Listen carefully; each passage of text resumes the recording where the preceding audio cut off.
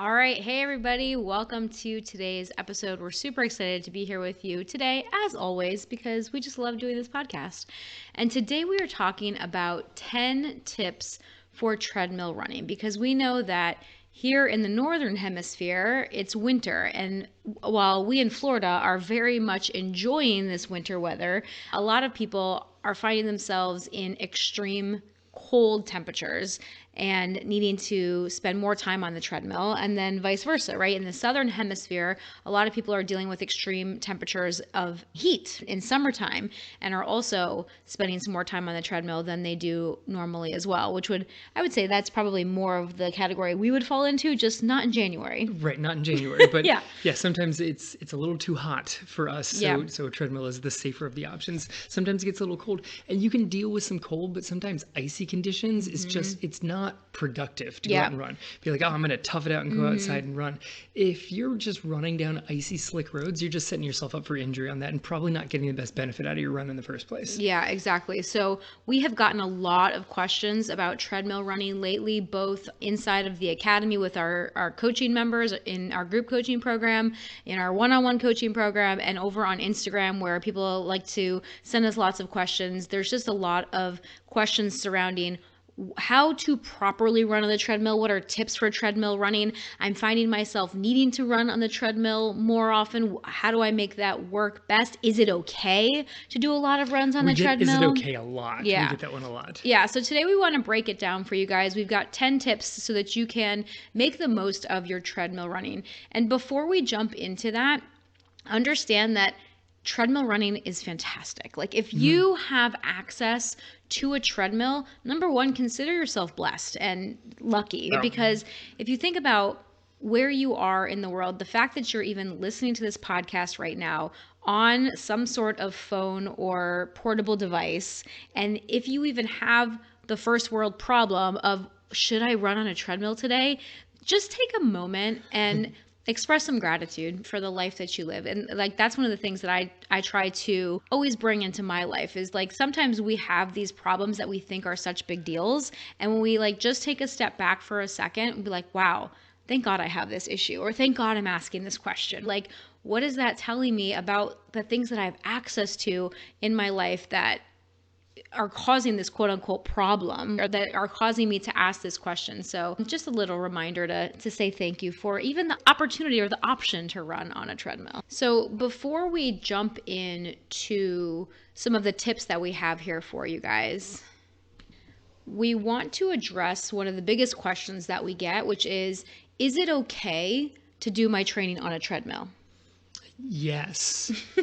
I mean, the thing is that, like, as long as you do this intelligently and you realize that running on a treadmill is not exactly the same as running outside. Yes. Like, it's a really wonderful substitute, but it is not exactly the same running on a moving belt underneath your feet as it is running outside. Yep. But you can get in unbelievable shape on a treadmill versus outside. And if the big picture of why you run is your overall health, then the answer is, yeah, you can do amazing things on a treadmill. You can do things on a treadmill that you can't do outside. There's some benefits to this. If you're like, oh, but I've got that spring race that I'm aiming for, but it's so cold and it's so icy outside, I need to do a good chunk of it on a treadmill. Yes, you can get most to all of your training in on a treadmill. Yeah, I mean, when you look at it that way, running on a treadmill is definitely better than not running at all. I think we can all agree on that. So if it's too cold, if it's too unsafe, it's too icy out there, and the treadmill is really your quote unquote only option, then run on the treadmill. Like if it's one or the other, choose running on the treadmill. If you can choose running on the treadmill versus running outside, again, it kind of goes back to what your goal is. If your goal is just to get in better shape and to get fitter, to get faster, to get stronger, you can get a lot of benefit from running on the treadmill. If your goal is to run a race that occurs outdoors, which most races do. Yep.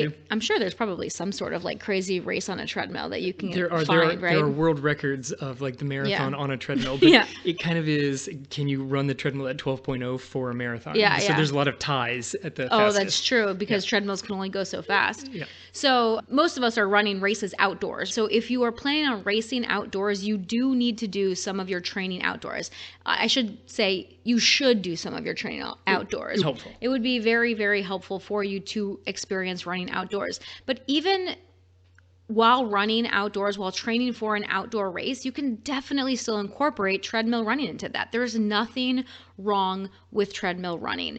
It's just like Kevin said, much different than running outside on the ground where you have to propel yourself forward versus just keeping up with a moving belt underneath you. So it's important for your body to make the adaptations of running outside, but that does not mean that you cannot or should not use a treadmill. You can definitely incorporate a treadmill. And in fact, it's good for a lot of people to do this. If you have access and the option to train on a treadmill, it can be more beneficial for people that have issues with knee pain or other types of pain because there is some automatic shock absorption built into treadmills. So it can take away some of the impact of running outside on the ground, which can be less forgiving. Depending on what the ground is outside. And But depending on the quality of the treadmill as well. yes, there's a whole lot of variables inside of there. Right. But if you're running outside on a concrete sidewalk, that gets really hard. And some people are like, oh, but I'm always out on dirt and trails and it's nice and soft. Sure, but when you head out during like super cold winter, the nice foam in your shoe is not quite as soft and squishy because it's frozen. And the nice soft dirt is not quite as soft because it's frozen. So everything just gets a little bit harder to run during the winter. I know that I had issues with this in college is everything just felt a little bit more jarring during the winter. And if there's any sort of slipperiness, you're just running with a little bit of like tenseness through your body of like, I want to make sure that I have a good even landing on this one. So there's no like just getting in the flow of a run is you almost always feel like you're just about to trip. So that was a personal problem with me coming from California to northern Indiana to run. Yeah, and the other thing or another time that treadmill running can be very beneficial is coming back from injury also, because like Kevin said, even if you are running on softer surfaces like trails, there is some uneven surfaces. There's some twists and turns. There's some natural rocks and roots and different things that you might be running over. And so even though the surface itself might be a little softer, there are more options for twisting and turning and tripping and your body also needing to accommodate for that. So it's not just being able to run on a easy flat surface like a treadmill. So there's going to be a lot more stability needed to run on softer, more natural types of surfaces as well. So if you're coming back from an injury, or if you kind of have like a little ache or pain that's starting to flare up, a treadmill can be a really good thing for you at that point in time because you can still get in the miles, you can still get in some training without your body needing as much of the lateral stability or other strength as you're starting to kind of build that back up. All right, so to recap that is treadmills are awesome. You can do phenomenal training on a treadmill. If your race that you're training for is a nice, smooth road race, you can probably do almost all of your training on a treadmill and come out with fantastic results. If you're training for a trail race and you do almost all of your training on a treadmill, you're going to want like a 2 to 3 week like dedicated time period before the race where you're like, all right, I need to get used to running on an actual trail so that you have that lateral stability and just that like mind-body connection of running on some uneven surfaces. Yeah, and even if you are training for a race on a flat road, it's beneficial to run outside as well because then you have to learn pacing. This is one of the big questions that we also get from people when they come into the academy and they start learning about how to measure effort levels in their training. It's like, well, how does that apply on a treadmill versus outside? Because outside it automatically feels harder. When I put the treadmill, I know if I set it at 6.0 or 5.5 or whatever that level is, I just go. I know that that's my easy level. I don't have to think about it. I feel good. But outside, knowing how to pace myself and knowing how to maintain a consistent pace and what does that actually feel like in my body, there's a lot more there. So if you are training for a race, you do need to also run outside at least part of the time for you to be as well prepared for that race as possible. Excellent. All right, let's jump into it. All right. So tip number one, very, very practical. Make it very, very safe. Okay, so this kind of depends on whether your treadmill is an in-home treadmill or an at-the-gym treadmill. If you're going to a gym, the treadmills are set up safe. There's like, federal regulations of how far the treadmills are spaced out next to each other and the equipment behind it, and they're safe. If the treadmill is in your house, one of the things that people tend to forget is that they want plenty of clearance behind the treadmill. If something happens, if you trip and fall, you do not want the wall directly behind the treadmill. You don't want furniture, anything sharp directly behind the treadmill. These all seem super dangerous. So 3 to 4 feet of clearance behind a treadmill is the minimum kind of safe environment that you want to work with.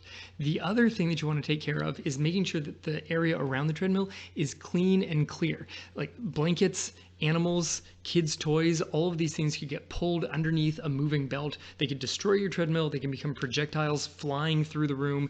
No one wants any of that. So just make sure that you have safety covered before you move into, how fast and do I put an incline and what shoes do I wear and things like that. Make sure your treadmill is safe and that you are prepared to run on it in the most safe environment. Yep. Number 2, stay in control. Okay.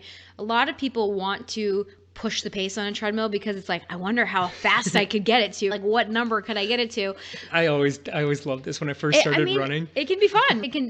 It can definitely be fun, but make sure that you always feel like you're in control for safety reasons. Like what Kevin just said, you don't want to be going at a pace, a speed that is so fast that you feel out of control, or if you're on an incline that makes you feel like you're going to lose your footing, it's not manageable. You don't want to feel out of control so that you have to grab the handrails. Like in general, you should not be grabbing the handrails while the treadmill is in motion. I think that is probably a warning sign on all treadmills. Like, don't grab the handrails when the treadmill is in motion, which is one of the things that drives me crazy about the heart rate monitors that are actually on the treadmill, right? Because people are trying to grab the heart rate monitors to try to measure their heart rate while they're running. Not a good idea, guys. Okay, your hands are not moving correctly. Not a good idea. Walking, that's a different story. Sure. Like, you can be in control because you're working at a slower pace if you're walking, and you can hold on to those handrails. Maybe you can get your heart rate measured up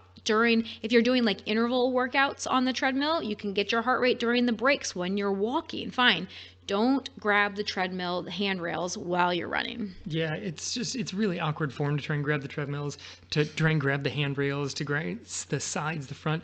The heart rates on the handles in front drive me nuts because I tend to run close to the screen, and then it senses my shirt touching the handrails and it thinks that I'm grabbing them, and it gives me the warning message all over the screen. Warning, do not grab handrails while running. I'm like, that's my shirt. I swear it's just my shirt. So and I know this is the case for several people that we've talked to before, they like, when I go on a treadmill and I try and do a speed workout, sometimes I feel out of control. How do I go fast enough that I'm getting a benefit of the speed workout, but I can still stay in control? This is the benefit of an incline on the treadmill. You can very quickly increase the intensity of your workout just by bringing it up, up to like 4-5% and maintaining the speed at something where you feel totally in control. And the intensity rapidly increases because suddenly you're going up a hill, but you don't have to crank the speed so fast that you're like, I don't know if I can keep up with the belt. And then what if I get shot off the back? And if you're not feeling confident in the run, in all likelihood, don't mess with the speed very much. Just increase the incline, and you'll feel like you're still in control. Yeah, and that's one of the benefits, again, of effort level training, learning how to run by effort and not being tied to a specific pace. Because say you have a workout where you're supposed to be maintaining like a level 5, level 6, level 7. Like, let's just go with level 7. Sure. Right? So you're supposed to be maintaining a level 7 during a certain portion of the workout, which is around your 5K race effort level. Like Kevin said, if you don't feel like you can safely do that on a treadmill, if you increase the incline a little bit, you can quickly feel like you're running at a level 7. And will you get the same benefits doing it that way as running faster? Because that's a really big question that everybody gives us. You're going to get very similar benefits. Yep. Okay, like if you're currently listening, you're like, well, I'm trying to get the difference between a silver and a gold in the Olympics. You might not be getting the exact same benefits that you're going for. But for the overwhelming majority of the population, level 7, whether you're getting there by going faster or by going a little bit steeper, is a level 7. The challenge is a lot of us are more familiar with what that effort feels like to go quicker and not necessarily what that effort feels like when you're going steeper. So it's going to take some practice to figure out how steep do I go? Do I go a combination of steep and a little bit faster? Like, you're going to have to play with this a little bit, but sure, if you can be honest with yourself and say, I've taken this to a level 7, then you're going to get roughly the correct benefits that you're supposed to get out of the training here. Okay, number 3.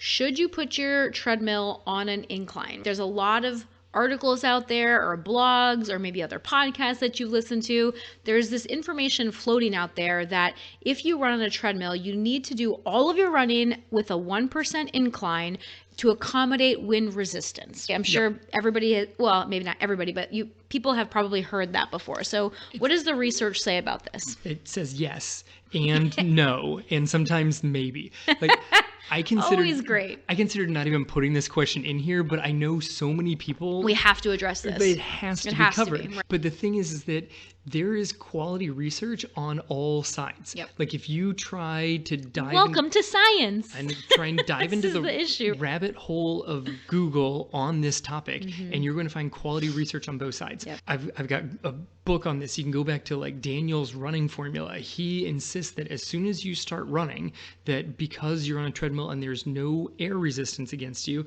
that you're going to have to put it at an incline. But then other scientists have come back and said, sure, but if you're on a treadmill and the air is not flowing around you, you literally are living in like a hot, humid cloud around you. So that's going to make treadmill running slightly harder. It's like, okay, but what if you put a fan in front of you? Sure, but if you put a fan in front of you, then isn't that also wind resistance? Yeah. So there's research that's been around. Like, one of the big one that gets cited, it goes back to like 96. They did quality actual research, kind of a small group of people. They only had like 8 participants in it, but this is the one that gets cited all the time.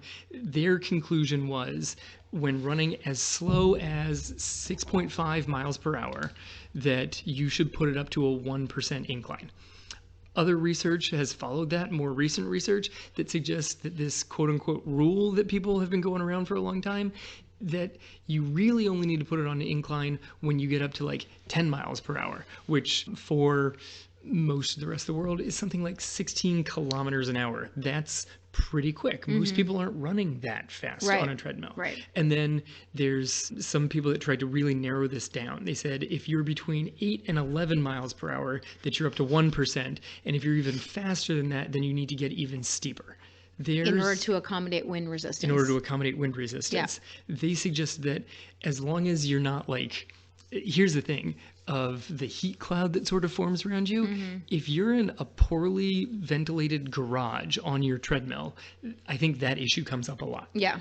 But if you're at a gym, there's air conditioning. You're not living in a heat cloud. Like, there's just gradually moving air going around you. So if you're moving fairly quickly, there may be some benefits of putting up to 1%. Yeah, but I always question how much benefit is there, right? And this is like a lot of what we talk to our Academy members about when they ask us about putting their treadmill at 1%. I'm like, it's not really necessary, because when you think about the benefit that you're going to gain from that, how much more benefit is that 1% going to give you? Especially when the goal is to complete a half marathon, or to complete a marathon, or to run a little bit of a faster 5K. Like, we are not typically trying to break Olympic records around here, right? Those of you that are listening to this podcast are real life runners. And so you are in this because you would like to get a little bit faster. You'd like to run a little bit longer. Maybe you'd like to run a lot longer. Fine. But how much benefit is that 1% incline really giving you? And this kind of goes back to the bigger picture question of, are we focusing on the wrong things? right? Are we focusing on worrying about this 1% incline on the treadmill when you really should, instead of researching whether or not you should have your treadmill at 1%, get in another round of strength training, right? Like, are you using your time and your anxiety effectively here, right? Like, this is probably not something that most of us need to be worried about. And how much of a performance improvement is that 1% going to give you? Yes, the 45 minutes. Like, trying let's to just be real decide about it, whether right? you should put your treadmill at 0 Right. or 1%. This is Do more strength training.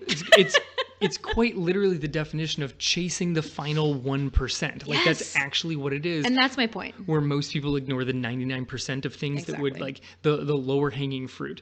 Sure, it's possible that there is a mild improvement, that it's closer to stimulating the difficulty of going outside, but so would increasing the speed a couple notches. And most people don't suggest what you should just run a little Run bit a little faster. faster, right? But there's also been research to that of, should you just click up a couple of notches based off of where your normal speed is, Right. inside versus outside. This is, I think, part of the benefit of effort-based training, knowing what the point of your run is. If you're supposed to be heading out for an easy run, do you need to put it at an incline? Probably not. Put it at nice and flat, go for your run. If you're like, this feels too easy, then make it go slightly faster and make it Or put up the incline a little bit. or put up the incline Right. up to 1%. Like, as long as it still feels easy when it's supposed to feel easy, you're getting the benefit of it. If it's supposed to feel moderately hard, make sure that it feels moderately hard. You could do it through incline, you could do it through speed, you could do it through a combo. Yeah. And there is a slight change in running mechanics when you're running uphill. So if you do decide to increase the incline, understand that that is going to change your running form, because when you're running uphill, your running form is different than when you're running flat and when you're running downhill. And that can change the way that those forces are applied to your body, which could be a good thing, and it also could be a bad thing. So for example, if you are nursing like an Achilles injury, running uphill is not going to be one of the things that you want to be focusing on, right? Because there's going to be more calf involvement, more glutes as well, but it's going to be harder on your calf. So if you have a sensitive calf or a sensitive Achilles, you don't want to be running with an incline. You want to keep that thing as flat as possible, right? So understanding the purpose of your run, understanding that running on an incline does change mechanics, so that could change how those forces are being applied to your body. Maybe the opposite is true. Maybe you've got like a little bit of a knee issue, and running on a slight incline actually makes your knee feel better. Fantastic. Do that, right? Like, again, make sure you're focusing on the right things. So for most people, we say, don't worry about the incline. Don't just put a 1% incline on your treadmill just for the point of it, right? Because most likely it doesn't matter. For some people, maybe it matters a tiny bit, but in general, it doesn't really matter. But feel free to play with the speed and the incline in order for you to kind of play around with learning your effort level a little bit more. Yeah, 100%. Yeah. The one time that I've like strictly worked with the incline on the treadmill is back when you and I were running on like adjacent treadmills at a gym, and this was when I was much more strict with like Daniel's running formula. He's got a brilliant chart in the book, and it was like, if you're trying to run this fast and the treadmill doesn't go fast enough, because at the time the treadmill went up to 10, Right. and I was trying to run faster than that, and he's got this snazzy little chart that's like, well, if you set it to 10 and you put the incline at this, then it's actually like a 5:30 mile, then Yeah. it's like a 5:20 It mile. simulates this other In speed. in theory, Yeah. that's how it worked, and it's a very cool process of how he tried to like justify all these things, and it's a nice neat little chart that he works with. But for Right. the most part,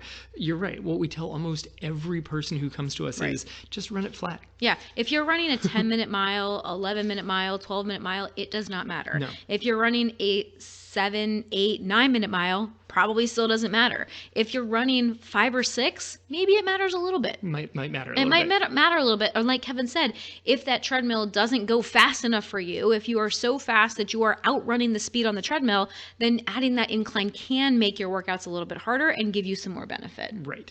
All right, let's move on. Okay, tip number 4, you get to decide how you like to use the treadmill. Okay, this avoids the idea of the dreadmill. So many people are like, oh God, it's winter, I have to go to that machine. Again, go back to that gratitude. Right. The gratitude at the beginning of the episode. Thank God you have access to that treadmill. Good call. Right? There are plenty of different ways that you can use a treadmill and find the way that you enjoy it best. Okay? Just because when you go run over ground, you like to find a nice even pace and just get into your zone and go, does not mean that might be the best way for you to run on a treadmill. Maybe it is, maybe it's not. You have to find the way that works for you. I'm good with that. I can get on a treadmill and just run and run and run. Yeah, Kevin likes to run on a treadmill with a blank wall in front of him. Yeah, it's fine. Without headphones, right? It doesn't phase me. I'm good. I'm up in my head and I go. But would you say that's also like a good way for you to train yourself mentally? To just kind of like zone out? Oh yeah. Like you have to either zone out, or if you're in like, I've done longer steady state runs, like an hour plus steady state run with a blank wall in front of you. You're like 10 minutes in, you're like, I'm pretty sure this is the worst run ever. And you still have to mentally get through another 50 minutes. That sets you up for like a long distance race when you hit a rough patch of, okay, how do I dig myself out of this thing? Yeah. So that's one of the really good things that you can use treadmills for. If you despise the treadmill, if you don't like the treadmill, you can use it as a mental exercise, right? This is going to be a mentally challenging run for me to get through. Physically challenging, maybe not, but I'm going to use this as mental training so that when it gets boring, when I'm just like beyond myself mentally, how do I keep going? How do I keep pushing? How do I deal with that, right? So like one of the things you could do if you're not a big fan of treadmills is that you could use it as time to listen to your favorite podcast or music, or a lot of the treadmills have TVs now built into them, right? I find that a little awkward, especially with the TVs that are right on the treadmill, like the bouncing. I don't really like watching a TV that close to me. TV that's on the treadmill doesn't do it, but if you have an in-home setup and your TV's like on the wall and you can connect headphones to it, perfect, that's great. Right. Then you can just set the treadmill to whatever speed and just go. Catch up on your favorite Netflix shows. Yeah, and you can run and you can focus on something else and the miles will just pass and you don't have to be like, oh, I'm trapped on a treadmill. But you make a great point. You could use that quote unquote trapped on the treadmill and like it looks like the mileage number on the treadmill has stopped moving. It maybe have gone backwards at this point in time. That is such an important thing because you know you're going to hit that spot in a race where it's just like, how much longer do I have? And if you can approach that. And it doesn't matter if that race is a 5K or a marathon. No, all of those races have a spot in there.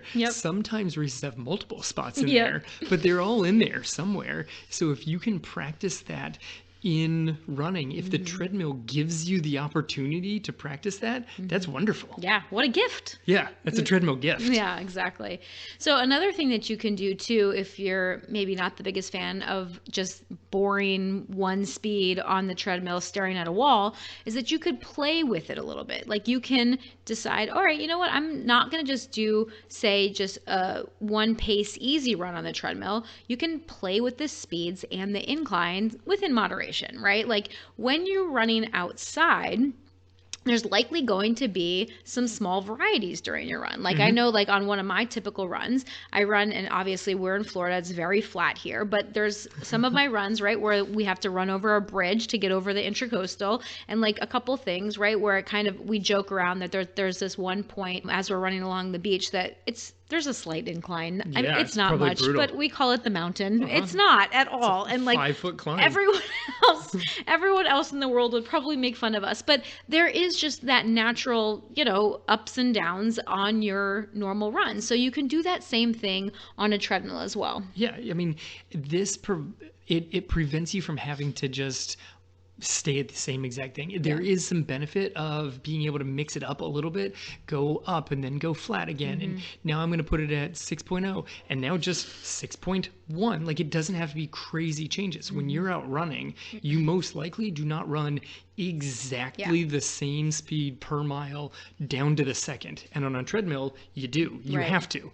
Like that's your only option. So having just that slight variety makes it feel more like a normal run. Well, and there's so many amazing treadmills out there nowadays, right? Like a lot of these treadmills have built-in programs where you can be running in Italy, right? Like you could put like a trail in Italy on the screen and it will naturally adjust the treadmill, like the incline and everything for you. These the technology nowadays is absolutely incredible. So if you have access to a treadmill like that, try one of those runs, like try the running through the hills of Greece, or try running along the beach of Morocco, or whatever it might be, right? But all of those programs are really cool because they just automatically adjust the incline on the treadmill for you to simulate those little hills and dips and all things like that. Right. It makes your treadmill run feel a whole heck of a lot more Yeah. like playing rather than trapped on a treadmill somewhere. And Or exploration. right. And then running can become a whole heck of a lot more fun. Treadmill running does not have to be terrible. It can be fun.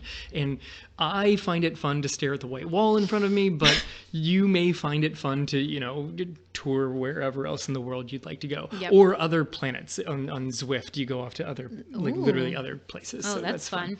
All right, number 5, listen to your body. Okay, just because you are on a treadmill does not mean that you have to run at the same pace every single day on every single run. All right, we've already kind of talked about varying with paces and inclines, but one of the nice aspects of a treadmill is knowing what your pace is, right?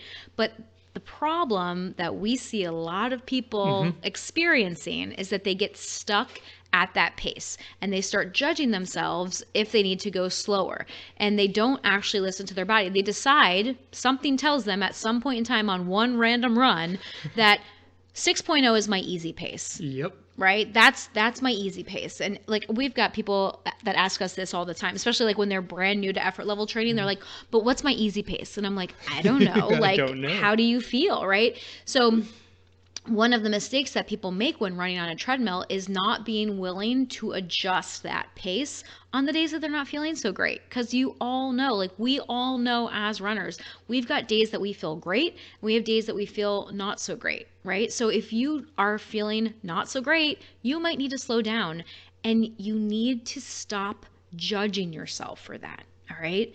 There is nothing wrong with hitting the down button, all right? You're just not feeling it that day, and that's okay. And just the problem comes when we get excited that we get to hit the up button. Then we also get disappointed or sad when we have to hit the down button. So we just have to try to make the treadmill and whatever number speed on the treadmill that is that day completely irrelevant. It's just a neutral number. It is just a couple of digits on the screen, right? That doesn't mean that I'm getting in better shape, and it also doesn't mean I'm getting in worse shape, right? Because if you hit the up button and it still feels easy, you could celebrate that. And you know us, we love celebrating all the things around here. But if you celebrate too much, that also means that you're going to be more disappointed if it moves in the direction that you don't want it to go in. Right. So one of my personal clients the other week had 2 by 15 minutes at their tempo pace. Yeah. And their first one was great. And then the second one, they came in and they had to put it like 2 or 3 notches lower.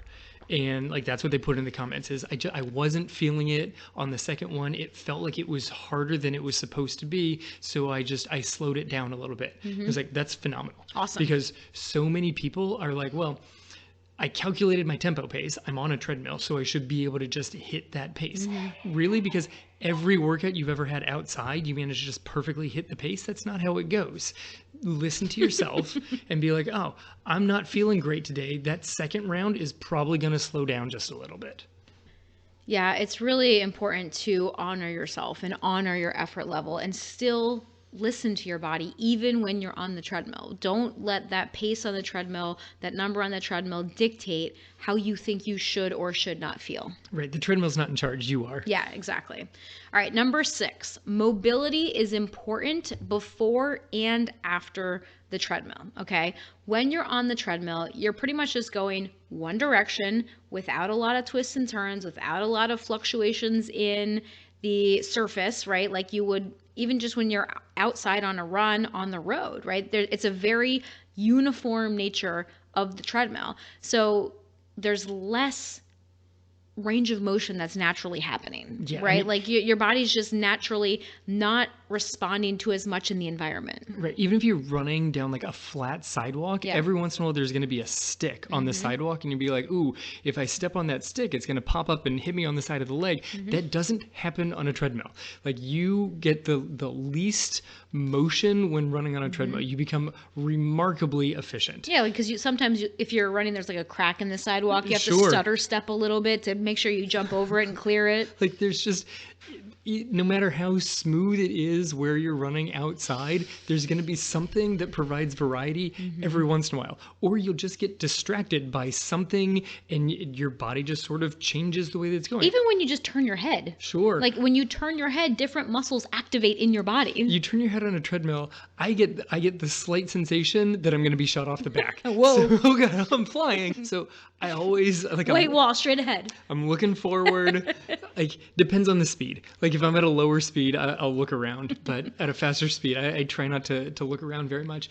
But outside, regardless of the speed, I'll look all over the place. Yeah. On a treadmill, You have to like look behind you to make sure that when you cross the street, the car's not going to come hit you. you do not tend to look behind you on a Right. treadmill. That tends to be the direction you start moving then. So on a treadmill, it's very small motion, and so you tend to just feel a little bit stiffer Yep. afterwards than you would if you were running over ground, which is why I married a physical therapist. Exactly. So what you want to do both before and after is work on some of those lateral muscles and some twisting types of motions to help counter that straightforward motion that you're going to be doing on the treadmill. Because some of you might be on the treadmill for an hour or more, right? Maybe it's 30 minutes, maybe it's 60 minutes, maybe it's 90 minutes, whatever it might be. You're running in one direction and in one plane of motion, where just running outside alone is going to activate some other of those planes of motion, right? So you want to make sure that you are, I would say, like some good mobility that you can work on would just be like sidestepping, just stepping, like bring your legs apart and then back together, or apart and then back together, doing some twisting motions. So like putting in some runner's lunge or some lunges with twists, all really good things. Or just lying on your back and doing some twists, like moving your knees side to side as a nice relaxing cool down exercise. Lots of different options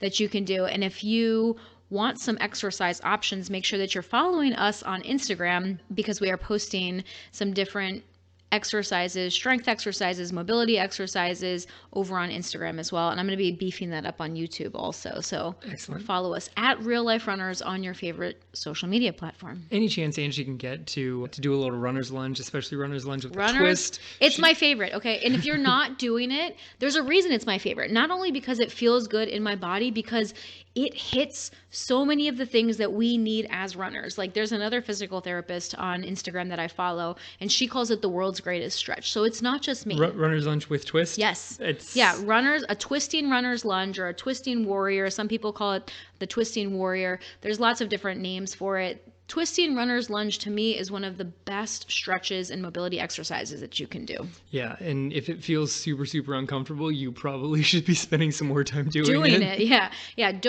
When you do mobility exercises and they don't feel good, take that as a sign that you need to be doing them more, not less. Oh my word, the other day I was so sore from strength day. I tried to just do slow marching. I was like, Yeah. oh, I don't think I can lift my knees. Yeah. It was rough. Yep, for sure.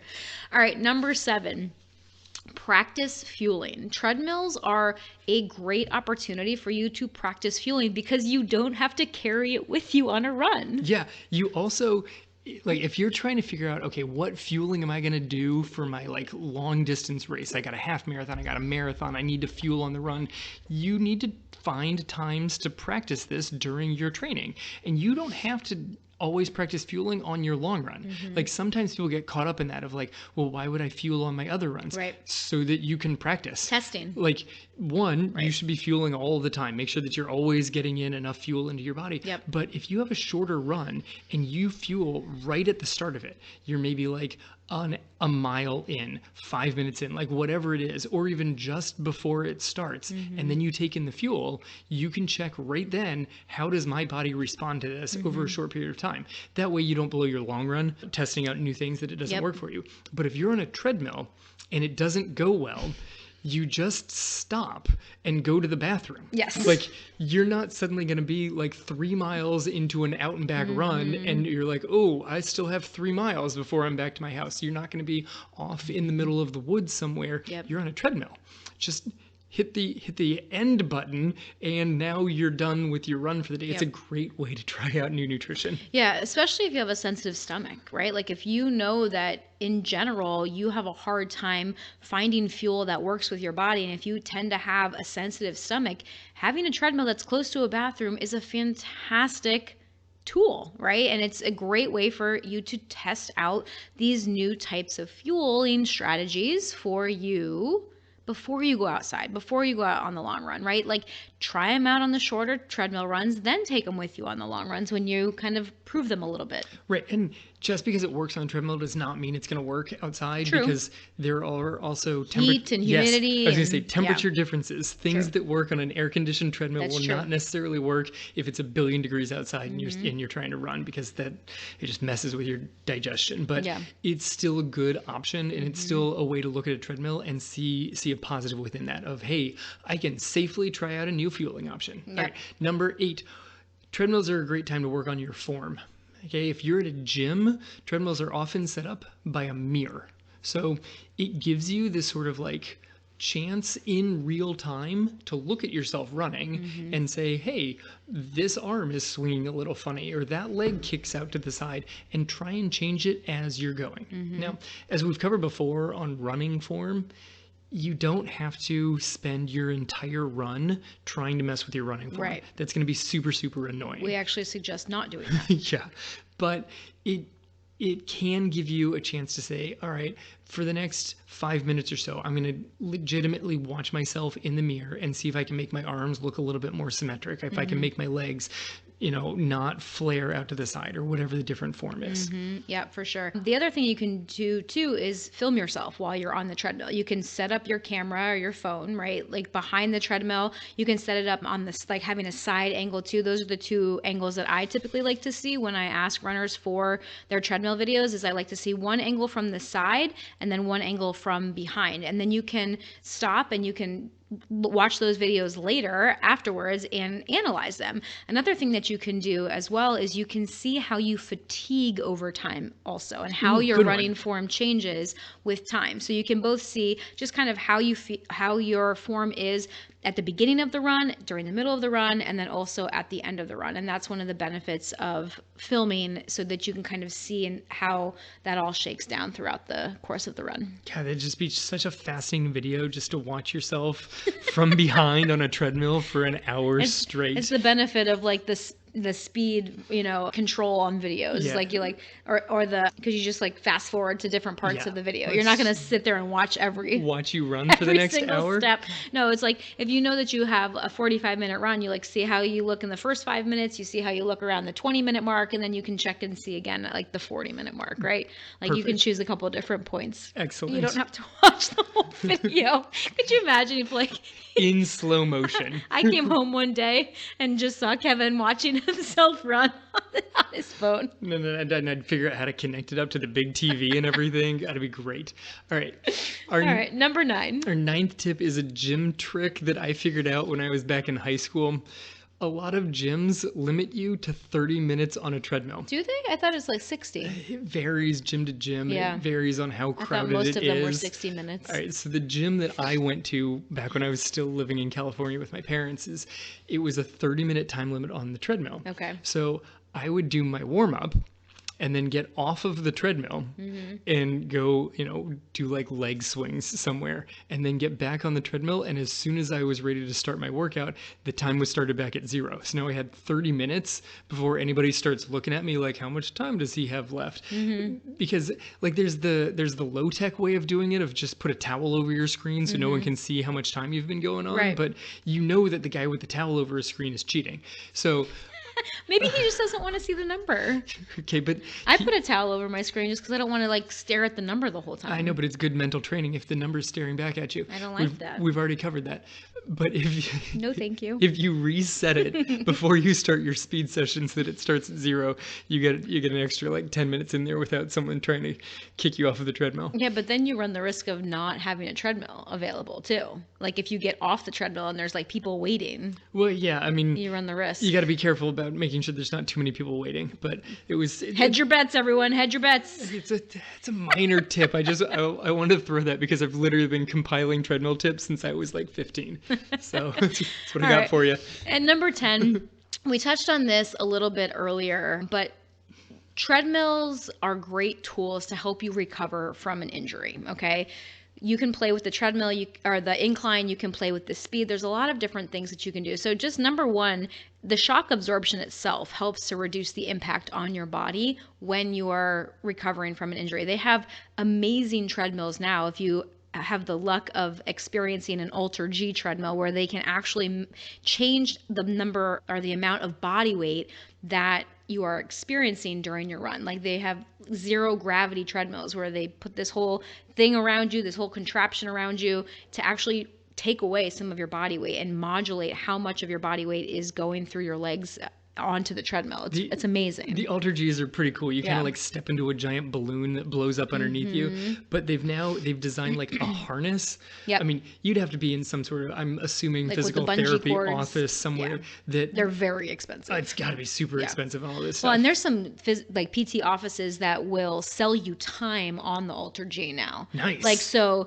you don't have to be a patient there. And so this, like, if this is something that you guys are interested in, you might want to call around and find out who has these Alter G treadmills. But they'll sell Alter G packages. It's actually brilliant marketing. It really is. Yeah, because they're because super expensive, but now they're they've super sold them. Right. Well, they're super expensive to have, to maintain, right? And if you're only using them with a small percentage of your patients, how worthwhile is that? Right. But if you can sell Alter G packages for the recreational runners that want to come just use your treadmill, Yeah. beautiful. Yeah, it's Beautiful. a source of income that never love existed before. It's clever. I love it. And so, I mean, if you want to try it out, research it in your area and see if there's one available. But taking that out of the equation, okay, say you just have a normal treadmill. Running on an incline actually can help reduce the impact of each step as well. And like I was saying before, it depends though on what kind of injury you're dealing with, because if you're dealing with, say, a knee injury, running on an incline is probably going to feel better for you. But if you're dealing with an Achilles or calf injury, it might increase the strain. Oh, it's not might. It will increase the strain on your calf muscle. And so it won't feel as good and it might not be the best choice for your training. Right. When I was trying to figure out whether we should run it at 1% or not so I could share the brilliance with our listeners, the one study I saw went towards the injury prevention. They said if you put the treadmill to a 3% incline, it is a 24% impact reduction on your knees. On your knees, right. Which is phenomenal, but something has to take that impact and it tends to go back towards your calves and Achilles. Yep. So make sure that you're taking care of them. Yeah, well, and you also just naturally run more on your toes. Yeah, you right? have to. So if you have plantar fascia issues, that also kind of goes along with Achilles and calf and plantar fascia. A lot of times those three tend to go together. Link up. Yeah. One of the other benefits of a treadmill, normally if you're heading outside because you want to get in some hill training, if you run up a hill, the only way to get back down is to run back down the hill, and downhill running does the opposite of uphill. It puts increased impact on your body because On your knees, on your specifically. knees, yes. So because it's more jarring as you're heading downhill, you're trying to brace yourself, there's extra gravity pulling you down because of the angle of the run. You can reduce this slightly by optimizing your downhill running form, but that's beyond where we're at right now. But in general, uphill running is going to reduce the impact on your knees, and downhill running will increase it. If you're on a treadmill, just skip the downhill portion. Okay? Unless you have like a super, super fancy treadmill, downhill portion's not really even an option. Right, They most now have- treadmills don't do that. they now have some that will lift up the back end. We here at the podcast strongly do not recommend putting books underneath the back of your treadmill. Do people do that? Oh yeah, they do. Lord. Oh yeah, I'm sure that there are some terrible YouTube videos on this, but please do not try to artificially prop up the back of your treadmill to get used to downhill running. It is an accident waiting to happen. But there are some fancy treadmills that will just actually incline the back. But it does increase the impact on your knee. So if you want to practice running uphill, but you're injury prone, you can essentially reduce the impact of downhill running and get the benefit of uphill running. Excellent. I love it. All right, so those are our 10 tips for treadmill running. If this episode was helpful, we would be so grateful to you if you were to share this episode with a friend that you think might benefit from it, or share it on your social media, and also leave us a rating or review if you haven't yet. We've gotten some great reviews over the past couple of weeks, and we're so thankful to those of you that have left us those ratings and reviews over on Apple iTunes and Spotify. Spotify doesn't let you write a review. It just lets you give a number of stars to a show. So that's a really quick and easy way to say thank you for this episode for us as well. Because as content creators, like, we want to make sure that these things are relevant and helpful for you. So when we hear you leaving reviews about specific episodes that were really helpful for you, then we know what else we can create that will help you guys even more in your running. So if you have left us a review already, thank you. You can also leave us another one specifically for this episode if you'd like to. And you can always connect with us over on social media. Instagram is where I am the most active. If you send me a DM, I will definitely write you back. It will definitely be me. Okay, I'm the one that answers those DMs on Instagram. I don't have somebody else doing that for me. Okay, so if you guys want to connect with me, I would love to hear what you liked about the episode, what you didn't like, what your thoughts are on treadmill running. Just come start a conversation with me. I am a real human, just like you. Even though it's like, because like you think about it, right? Like when you listen to some, like a podcast, you're like, oh, that's like the podcast person. They've got an assistant that responds to them. Right. No. It's Angie is coming back and responding to all those. If it comes back with awkward sarcasm in there, I have stolen her phone and am responding to the DMs. That never happens. I've never done that. I'm not responding to those. That doesn't happen. That's all you. All right, you guys. As always, thank you so much for joining us today. This has been the Real Life Runners Podcast, episode number 290. Now get out there and run your life.